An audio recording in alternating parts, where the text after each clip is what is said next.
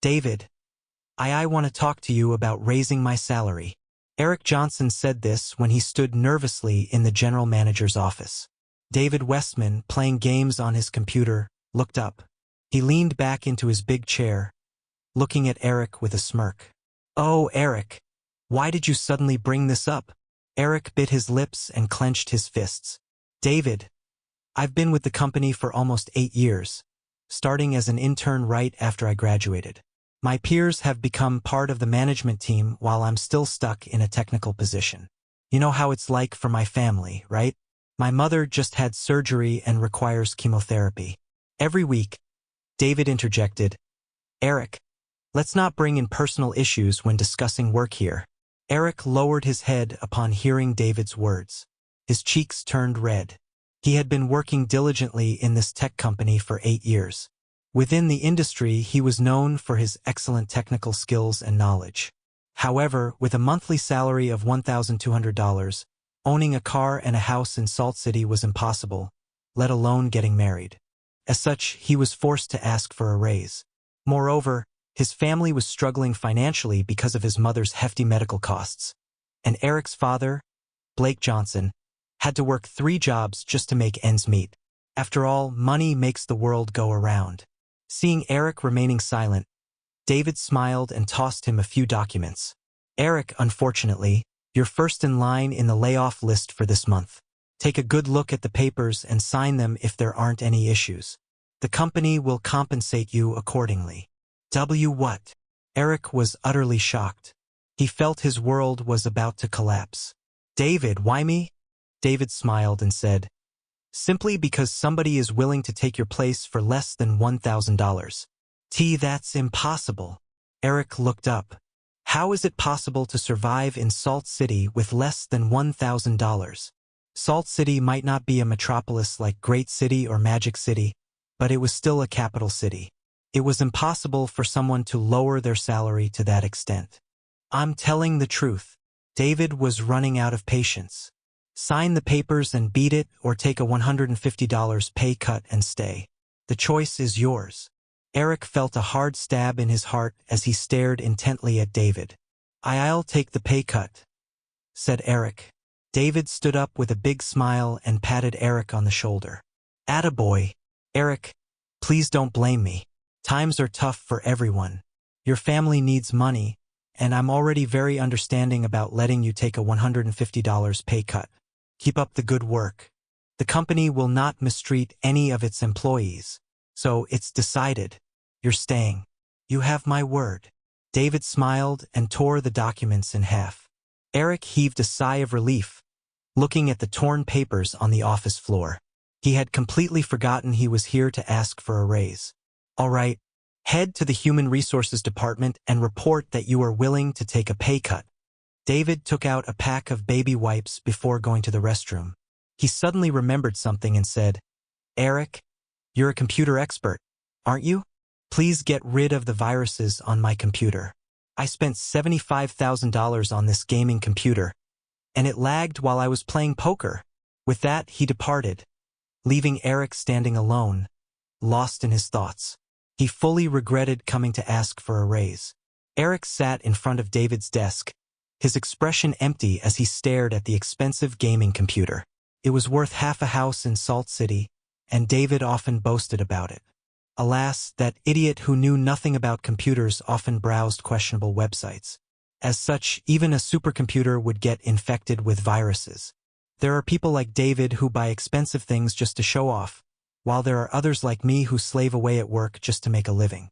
This is the reality of our world, Eric thought as he sighed heavily and scanned the computer for viruses. At the same time, he was thinking about how to deal with his girlfriend. She would be dismayed to find out that he had been forced to take a pay cut instead of getting a raise. They were classmates in college and had been in a relationship for a decade. She had issued an ultimatum a few days ago. If he didn't marry her soon, it would be the end of their relationship. The troubled Eric was not in the mood to scan the computer for viruses. He scrolled mindlessly through the computer and accidentally clicked on David's WhatsApp app. The WhatsApp notification rang all of a sudden, and Eric was startled to see the profile picture of his girlfriend, Jasmine Pierce, pop up. How did Jasmine get David's contact number? Trembling, Eric clicked on it and a photo popped up. Instantly, he felt like the sky was crumbling down on him. In the photo, Jasmine was posing seductively in a sexy dress.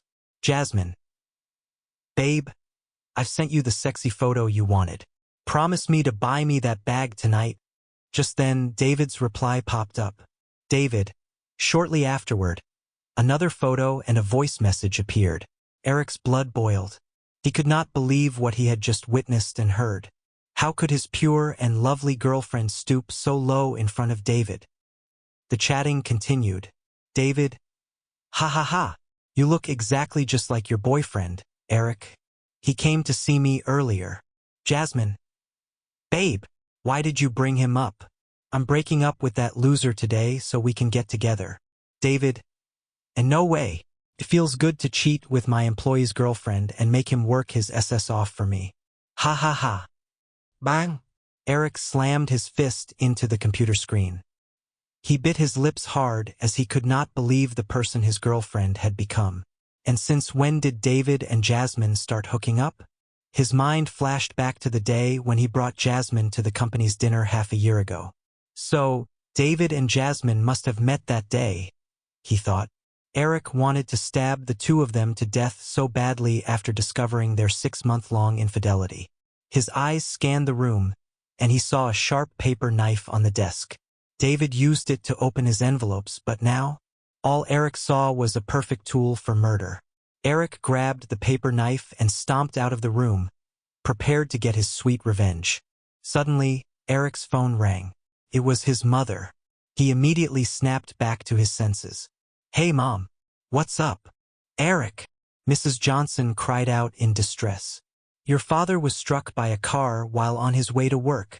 He was covered in blood, and the driver fled the scene. What? Eric was shocked and nearly fainted on the spot. Eric, calm down. A good Samaritan sent your father to the hospital. The doctor said that his surgery costs $15,000. You need to come up with the money quickly or else. Eric's mind went blank at that moment. He was dismal because he had no savings for this. The $450 he sent home every month was all he had. Eric, you have to think of a solution. I tried asking for help from our relatives, but none of them are willing to fork out money anymore. I'm so useless. I'm just a burden to you and your father. Eric's heart wrenched. Mom, that's nonsense. I'll come up with the money. Just make sure Dad gets his surgery fast. Eric hung up the phone. The knife slipped off his hand and fell on the desk. He covered his face in agony and questioned God about his predicament. Heavens! Eric, what did you do to my computer? David was furious when he returned to the room. David grabbed Eric by his collar. I spent a fortune on it, and you ruined it? Eric's gaze met David's, triggering an instinctual reaction to reach for the knife once more as it reminded him of the affair. However, with his father in need, he had no choice but to plead for David's assistance. Thus, Eric lowered his head. David, I'm sorry about it. I need $15,000 urgently. Could you please lend me the money? Please. David was taken aback by Eric's sudden request to borrow money from him. He let out a scornful, mirthless laugh. Are you crazy? You just wrecked my computer and want to borrow money from me now? Do you know how much this computer costs? It's $75,000. That's worth half a house in Salt City. David shook Eric vigorously. You punk. I demand you to compensate me fully or rot in prison for the rest of your life. Eric gnashed his teeth and barked. David Westman, I know you've been messing around with my girlfriend. I'll let things slide if you lend me the money. Otherwise, a hint of madness flashed through Eric's eyes. David was shocked upon hearing Eric's words. He quickly looked at his computer screen and noticed that the WhatsApp conversation with Jasmine was visible. David burst out into laughter and barked. How dare you threaten me? You punk? Do you think I'm a pushover? He grabbed Eric by the collar and punched him in the cheek. Eric was caught off guard and fell backward. He instinctively stretched out his hand to grab something to steady himself and, unfortunately, touched the shattered computer screen. His ears suddenly buzzed. A paralyzing sensation spread throughout his body. and then everything went dark. Eric regained his senses in the hospital and was confused upon seeing the unfamiliar surroundings. "Eric, you're finally awake." When a man noticed Eric had regained consciousness, he sprung to his feet hastily. He was none other than one of Eric's colleagues, Andy Bickman. Eric looked at Andy and asked, "What happened? You're really fortunate to be alive.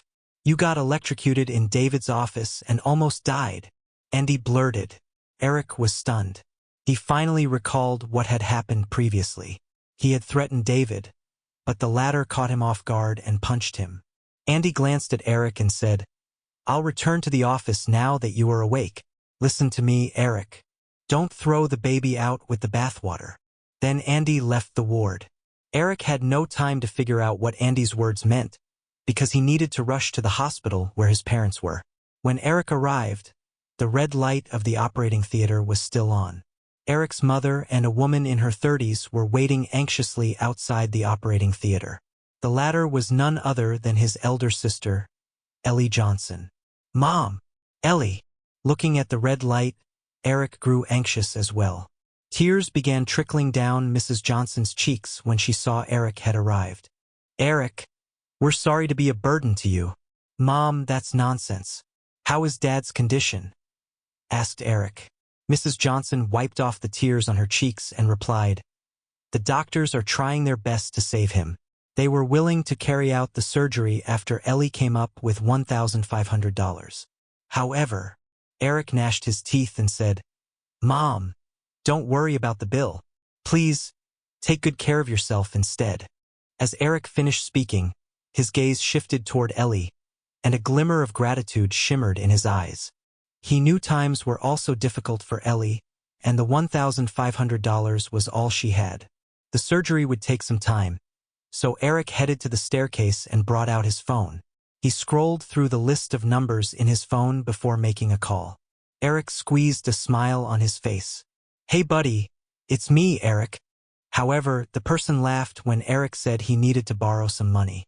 Eric knew he was rejected immediately and hung up hastily after a few words.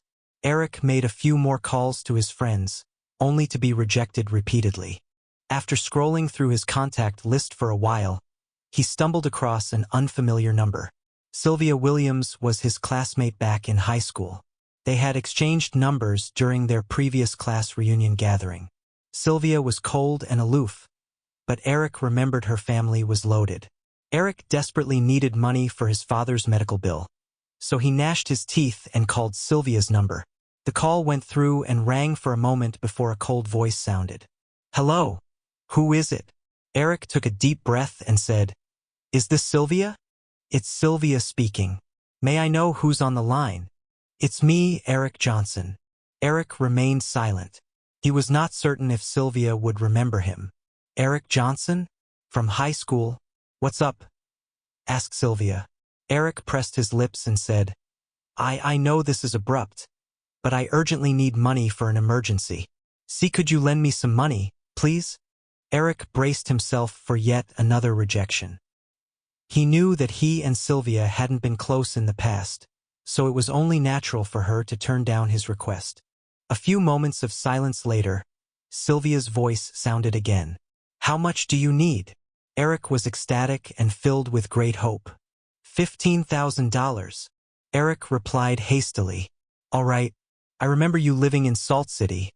Am I right? Come meet me at the Williams Corporation Tower." Sylvia hung up before Eric could even respond. Despite this, Eric could hardly contain himself. $15,000 was a large sum for Eric.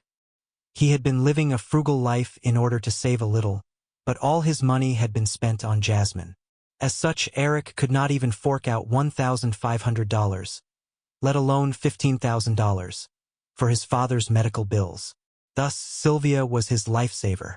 Eric returned to the entrance of the operating theater, bade farewell to Mrs. Johnson and Ellie, and headed over to the Williams Corporation Tower in a hurry.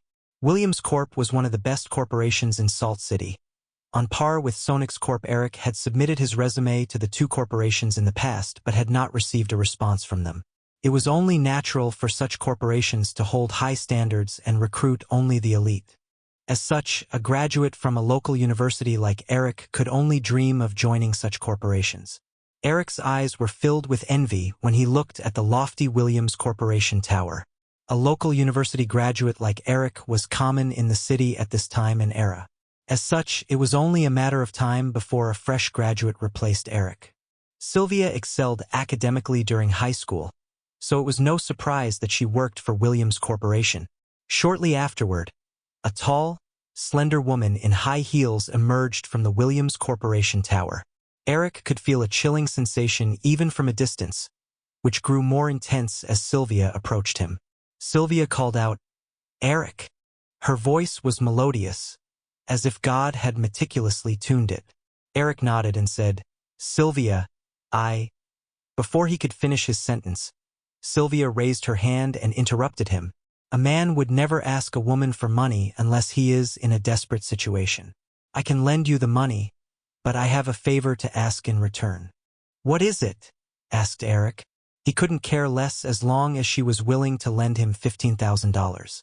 Sylvia glanced at Eric and said, "Are you married?" Eric was startled. Was his marital status that important in this matter? "I'm not married, but I do have a girlfriend who's about to break up with me," Eric said truthfully. "That's great," replied Sylvia.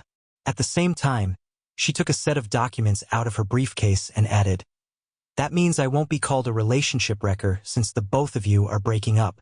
Take a look at the contract. The $15,000 is yours if you agree to the contract." Eric was curious to know what sort of favor Sylvia was asking for and was shocked upon receiving and skimming through the contract she handed to him. It was a marriage agreement. Sylvia wanted to marry him. Eric did not know that a marriage agreement existed. The agreement clearly stated that they would be legally married for 3 years, omitting the responsibilities of husband and wife. After the divorce, Eric would receive a substantial amount from the divorce settlement. It was impossible for Eric to earn such a huge fortune for the rest of his life. However, Eric was filled with doubts. According to the contract, it was evident that Sylvia was wealthy. It would be impossible for a beauty like her not to find a partner. As such, why did she choose Eric? After many years of working experience, Eric knew this was too good to be true. However, after recalling the rejections he had faced earlier, he gnashed his teeth and agreed. "I'll take the offer." Eric was left with no choice and needed the money urgently. Sylvia glanced at her watch and said, "Meet me at the town hall with your marriage registration permit an hour later. I'm very busy, so please be punctual." Eric stood and stared blankly at Sylvia's delicate figure as she walked away. He could hardly recover his senses, even after an hour. After Sylvia left, Eric received a notification indicating $15,000 had been transferred to his bank account. On top of that, he had a marriage certificate and a set of keys to a house in the Rosewood estate in his hands. Eric had dreamed of buying a house in the Rosewood estate after graduating. However, it would be impossible for him to buy a house in his lifetime while working for David. Needless to say, he did not expect his initial dream to be realized in such a way. Before leaving, Sylvia had informed Eric that he must spend the night at the Rosewood estate unless he had something urgent to attend to. Eric felt hopeless but quickly came to terms upon thinking about the large sum of money he would receive as a divorce settlement 3 years later. After recollecting his thoughts, Eric hailed a taxi and returned to the hospital. He let out a huge sigh of relief after depositing the remaining $13,500 into the hospital account. The heavy burden in his heart was finally lifted. Mrs. Johnson and Ellie were still waiting anxiously outside the operating theater. The two of them approached Eric instantly as he came through the doors. Before they could exchange words, Eric's phone rang. Looking at the incoming call, Eric furrowed his brows and put away his phone after rejecting the call. "Mom, Ellie, Dad's surgical bill."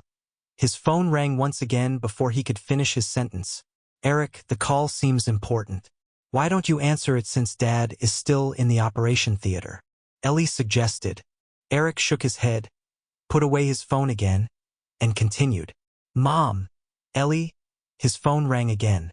Eric answered the call impatiently. "What is it?" It was his girlfriend, Jasmine.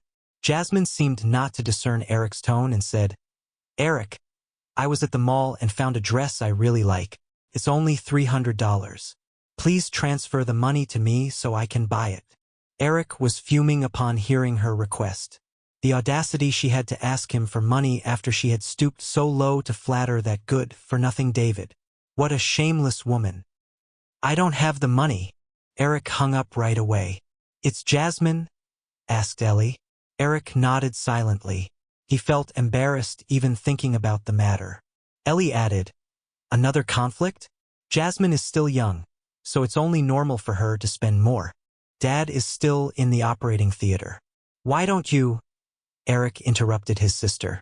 Ellie, I got this. We've been together for a while now, and I believe I treated her well.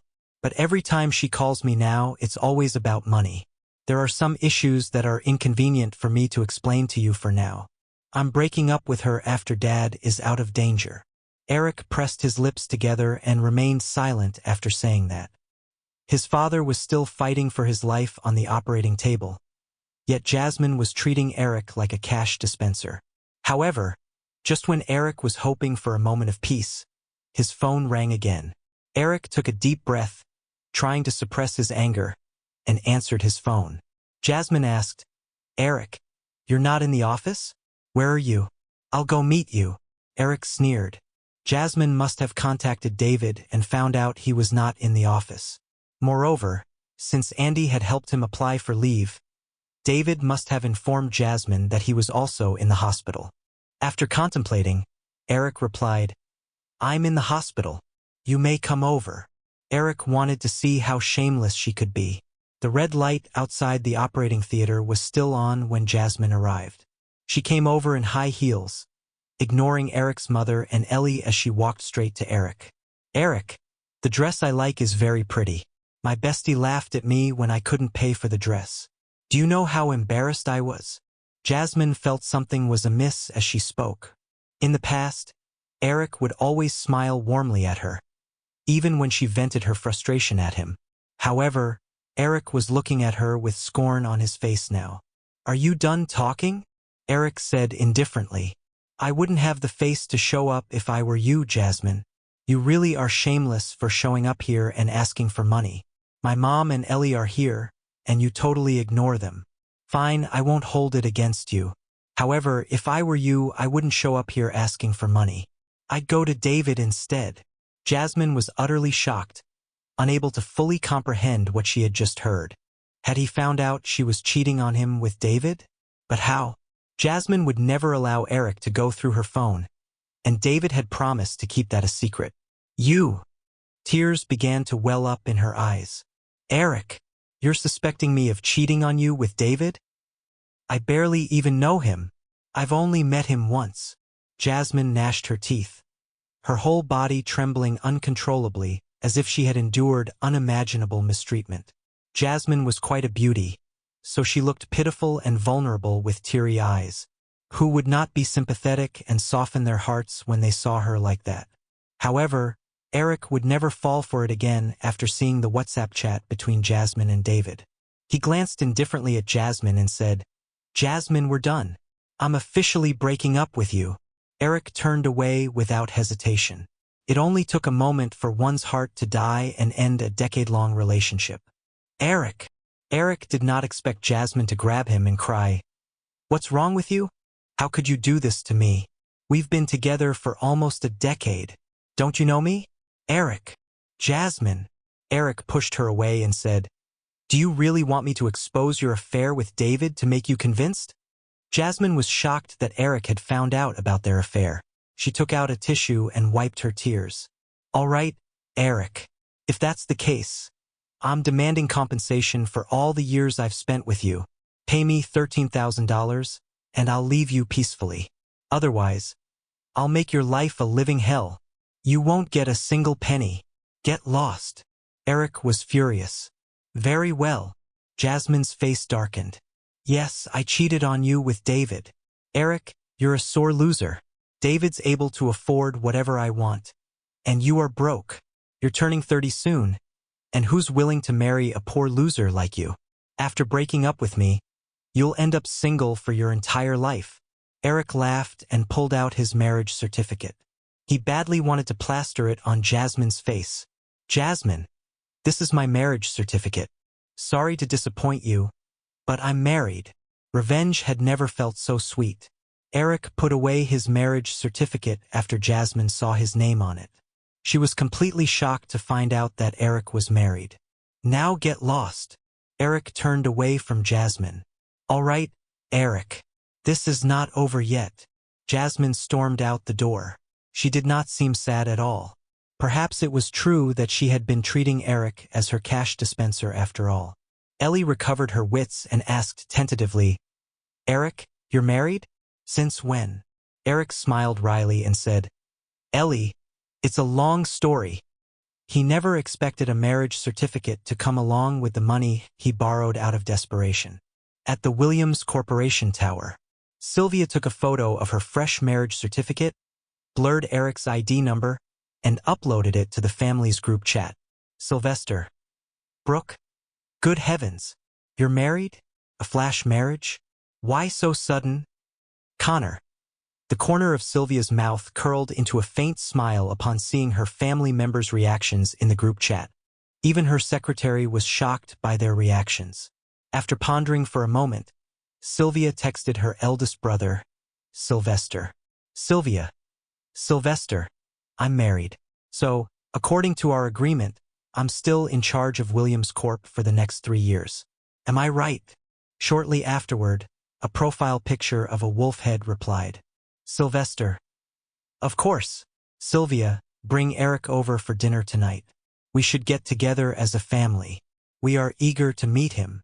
Sylvia ignored Sylvester's message. She did not want Eric to meet with the family temporarily. After all, their marriage was just a tool for her to prolong her term as Williams Corp CEO.